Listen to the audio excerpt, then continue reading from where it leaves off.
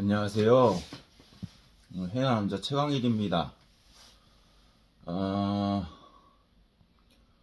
처음에 입사했을 때 저희 선배 직원님들이 보통 한 달이면 2번씩 고기를 구워 먹는다고 그러더라고요.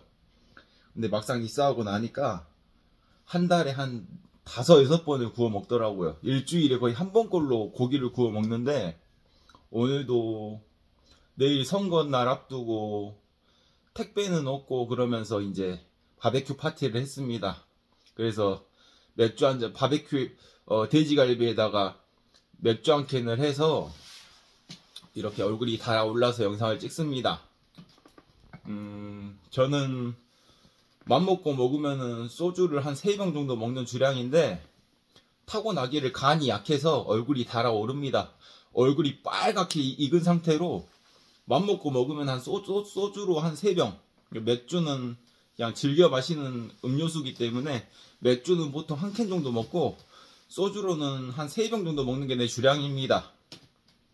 그냥 첫 인사를 이렇게 술로 얘기하는 거고,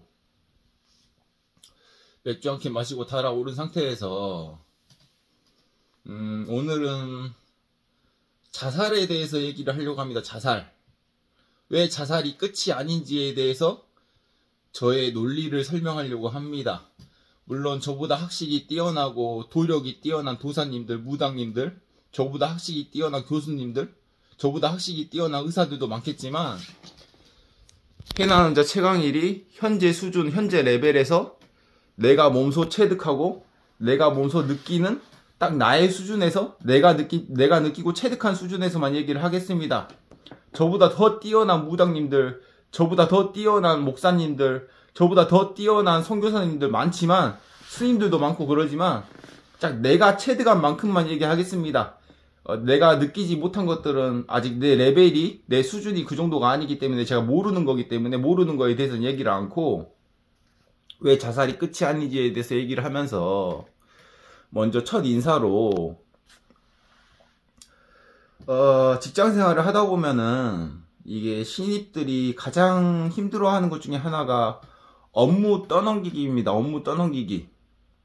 힘들고 고된 일, 다 이제 쉽게 말해서 이제 흔히들 말하는 힘들고 고된 일, 쫄따구들 시키고 쫄따구들한테 다 떠넘기고, 그리고 이제 그냥 관리만 하고, 윗사람들은 관리만 하고, 이제 이런 것들이 물론 당연한 건데, 짬바가 있는 사람들이 위에 있고 쫄따구들이 일을 하는 게 당연한 건데, 직장 생활을 하다 보면은 정말 업무 떠넘기기로 인해서 우울증까지 걸리는 사람이 있고, 그걸로 인해서 자살 시도를 하는 사람도 있고, 별의별 이런 컨디션 상태들이 많습니다.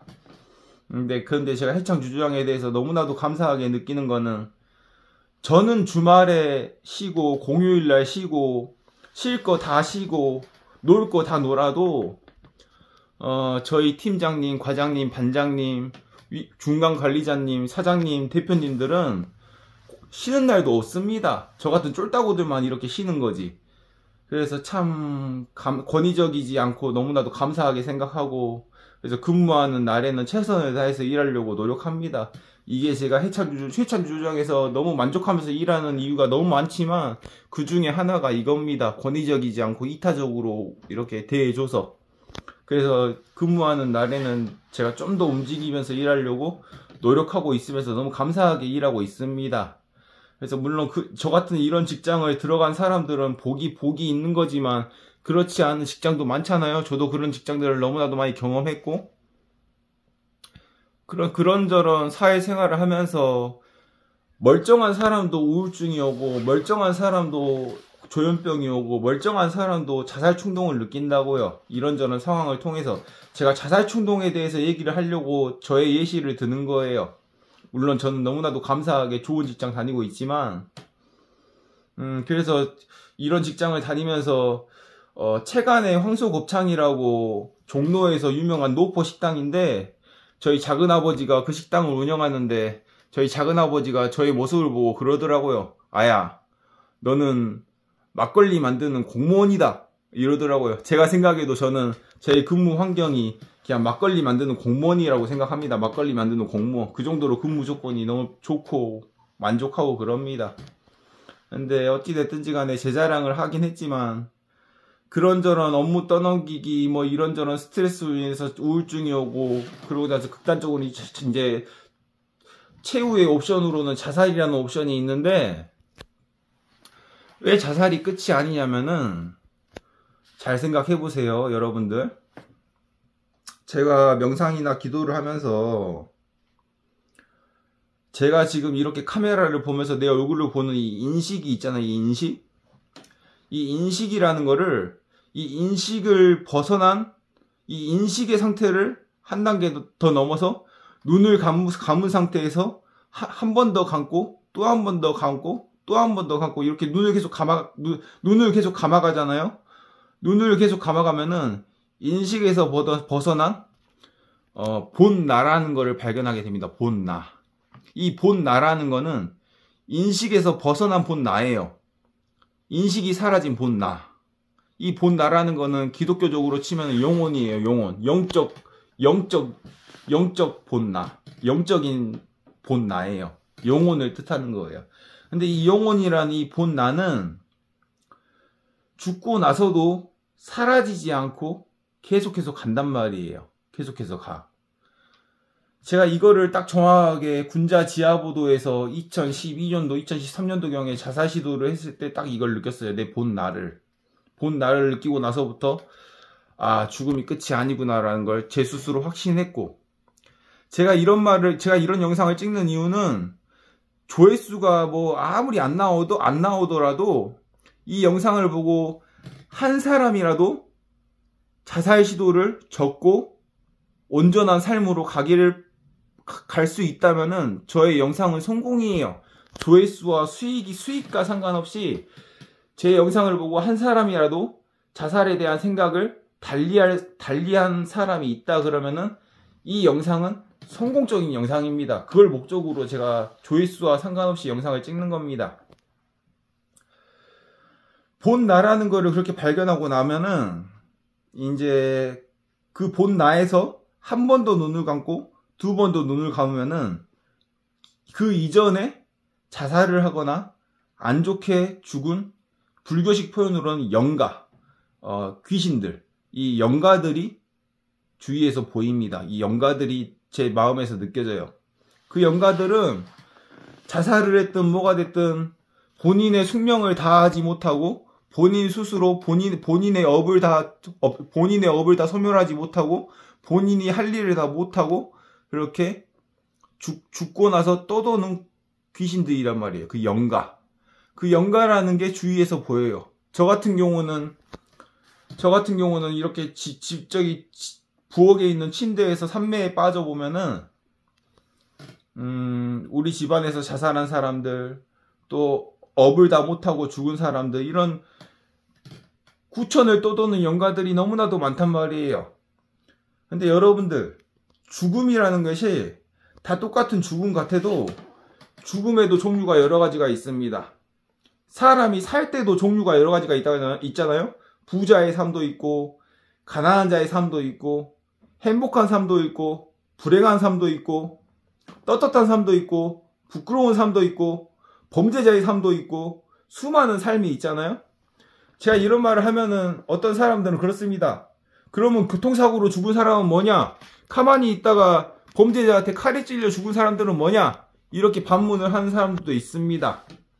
근데 중요한 거는 죽음에도 종류가 여러 가지가 있다는 거예요. 저 또한 마찬가지입니다. 제가 이렇게 영상 찍고 이러다가 저를 마음에 안 들어서 칼로 해치는 사람도 있을 수도 있고, 제가 운전하고 다니다가 교통사고로 죽을 수도 있고, 저도 마찬가지예요. 하지만 진짜 중요한 거는 여기서 나옵니다. 죽음의 문턱 앞에서 가장 느껴서는 안 되는 감정이 후회와 미련입니다. 후회와 미련이라는 이 감정은 죽음 앞에서 가장 느껴서는 안 되는 감정이에요. 이 후회와 미련이라는 이 불교식 표현으로 이 후회와 미련이라는 이 업은 내가 죽고 나서 다음 생, 다다음 생, 또 그 밖에 또 다다음에 나의 삶에 내 영혼을 갉아먹는 존벌레와 같은 겁니다. 내 영혼을 갉아먹는 존벌레. 그래서 흔히들 요즘은 저승사자가 할 일이 없는 시대라고 합니다. 응? 저승사자가 할 일이 없는 시대. 죽어서 사자를 만날 수 있는 거는 그 사람이 그만큼 최선을 다해서 본인의 업을 소멸했고, 본인의 삶을 떳떳하게 살았고, 본인이 할 일을 다 했고, 이렇게 본인이 삶을 살면서 본인이 할 일을 최선을 다해서 한 사람들만이 사자의 변호를 받고 죽음의 문턱 앞에 갈 수 있어요. 사자라는 거는 죽음 앞에서 그 사람을 변호하기 위해서 있는 변호사입니다. 변호사. 근데 사자가 할 일이 없어요. 왠지 알아요? 요즘 시대에서는 사자가 변호할 만한 그런 값어치의 삶을 산 사람들이 많이 없다는 거예요.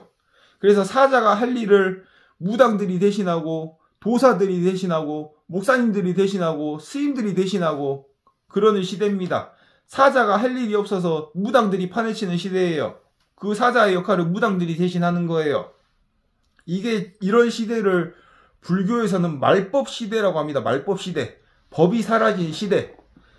이런 것들을 통해서 알 수 있는 것들은 본 나를 느끼고, 명상을 통해서 본 나를 느끼고 나서 죽음이 끝이 아니라는 걸 더더욱 느끼고 나서, 절실하게 느끼고 나서부터는 삶에 있어서 후회야 미련을 남기지 않는 삶으로 넘어가야 됩니다. 저도 마찬가지입니다. 제가 병원에서 광희씨 이러다가 장담 못해 이 말을 들은 지가 벌써 10년이 넘었습니다. 언제 죽을지 모르는 거는 저도 마찬가지입니다. 저도 약물치료를 받고 있는 사람이고, 지금도 끊임없이 병원 생활을 하고 있는 사람이고, 그렇지만 내가 아프다 한들, 내가 가난하다 한들, 내가 돈이 없다 한들, 내가 능력이 없다 한들, 삶에 있어서 언제 끝날지 모르는 삶이라 해도 끝날 때까지는 내가 후회야 미련을 안 남겨야 된다는 거예요. 이게 본 나를 발견하고 나서부터의 나의 삶의 태도입니다. 후회야 미련이라는 거는 죽음 앞에서, 죽음의 심판 앞에서 곧 후회야 미련이라는 거는 어마어마한 죄업이고 어마어마한 죄악이거든요. 그렇기 때문에 더더욱 여러 가지의 죽음의 종류 앞에서 가장 최악의 죽음인 자살을 안 해야 되는 겁니다. 교통사고로 객사하는 것보다, 범죄자한테 칼에 찔려 죽는 것보다, 강간에 당해서 죽는 것보다 더 최악의 죽음이 자살입니다. 자살. 그래서 죽음의 종류에도 너무나도 다양한 죽음의 종류가 있기 때문에 그 죽음의 종류에 따라서 내가 보고 있는 이 눈을 감는 이 삼매를 통해서 보는 이 구천을 떠도는 영가가 될 수도 있고, 지옥불에 떨어져서 불구덩에서 사는 영가가 될 수도 있고, 진짜 보이게 산 사람들은 극락에 갈 수도 있고 천국에 갈 수도 있고, 더 뛰어넘은 사람들은 삶이라는 윤회의 고리를 뛰어넘는 본 나의 삶으로서 넘어갈 수도 있고, 이게 죽음의 종류가 다양한 이유입니다. 그래서 죽음에도 너무나도 다양한 종류가 있고, 그 죽음의 종류에 따라서 내가 갈 길이 수없이 더 많이 갈린다 이거예요. 그렇기 때문에 살아있을 때 저희 간단한 표현으로는 후회야 미련이 안 남는 삶을 살아야 됩니다. 후회야 미련이. 평생을 가난하게 살더라도 그 속에서도 내가 후회야 미련을 안 남겨야 되고, 평생을 부자로 산다 해도 그 부자로 살면서도 후회야 미련을 안 남겨야 되고, 평생을 능력 없이 산다 해도 그 능력 없는 삶 속에서 후회야 미련을 안 남겨야 되고, 평생을 뭐 일만 하면서 산다 해도 그 일하는 속에서도 나의 본분에 맞춰서 후회야 미련을 안 남겨야 돼요. 이게 업장 소멸의 길이고, 이게 기독교 방식으로는 천국 가는 길이라고 생각합니다. 기독교 방식으로는 하나님의 영광에 복짓는 일만 하고 살아야 돼요. 그렇게 살기에도 내 몸뚱아리가 너무나도 바빠요. 그렇게 살기에도. 그렇기 때문에 여러분들 절대 자살이라고 옵션은 없다는 걸 확신하기 바랍니다. 아직 여러분들이 나 같은 생각을 하지 못했다 하더라도, 저는 정답은 아니지만 나란 사람의 하나의 모범 답안을 제시하는 겁니다. 모범 답안. 이게 꼭 절대적 정답은 아니더라도 나란 사람의 모범 답안을 통해서 자기만의 후회와 미련을 안 남는 삶을 살기 바랍니다. 그래서 똑같이 죽더라도 죽음에도 종류가 여러 가지가 있기 때문에 되도록이면은 최소한 죽음 앞에서 사자를 만날 수 있는 죽음, 최소한 죽음 앞에서 후회와 미련을 안 남기는 죽음, 최소한 죽음 앞에서 적어도 9천을 떠돌지 않는 죽음을 맞이하면서 사는 게 인간의 최종적인 목표로 살아왔으면 좋겠습니다. 그래서 여러분들, 저는 절실히 느낍니다. 죽음이 끝이 아니라는 거를 제 스스로 자살 시도를 하면서도 느꼈고, 그리고 나서 이제 자살이 끝이 아니라고 여긴 순간, 자살이 끝이 아니라는 걸 여긴다 하더라도 나의 삶이 그 순간에 달라지진 않습니다. 늘 고통스럽고, 늘 아프고, 늘 괴롭고 그런다 하더라도 어떻게든 그 와중에도 후회와 미련을 안 남기는 삶을 살기 바랍니다. 감사합니다. Bye. See you later.